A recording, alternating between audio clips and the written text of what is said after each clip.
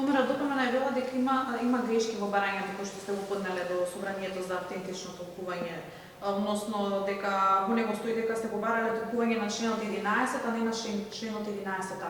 Коментар околу ова. Апсолутно, затоа и во самата изјава реков дека Александар Николовски рече дека просто правдата била грешка во оваа држава.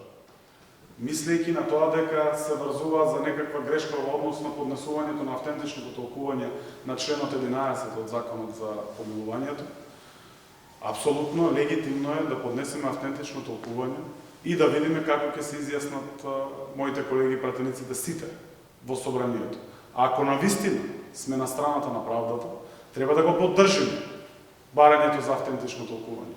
Зошто тоа го кажам? Затоа што правна пракса е, се знае како се поделени улогите во оваа држава, се знае кој е законодавец, кој ги носи законите и кој ги воведува нормите.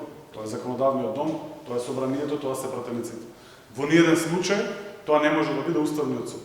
Уставниот суд никако не смее да ја земе улогата на Собранието и да врати во живот мртва норма која што веќе е укината од самото Собрание.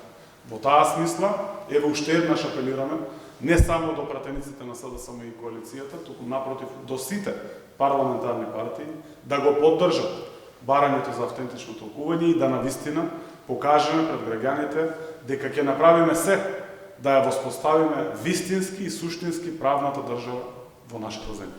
Со оглед на фактот што и дуи се уште се нема изнесено, дали како ќе гласа, сметате дека ќе се изнајде кворум за гласање? На потек е Собранието.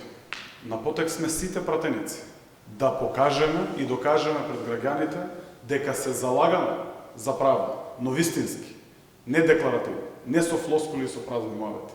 На вистина да покажеме во Собранието, каде што е местото, каде што всушност ние треба да работиме и да действуваме, да покажеме дека сме на страната на правдата, да покажеме дека секој кој што се огрешил пред законот треба и мора да одговара. Јас сум убеден дека ќе се изнајде начин помеѓу пратениците и ќе го поддржат автентичното толкување поднесено од страна на Социјалдемократскиот сојуз на Македонија. Благодарам.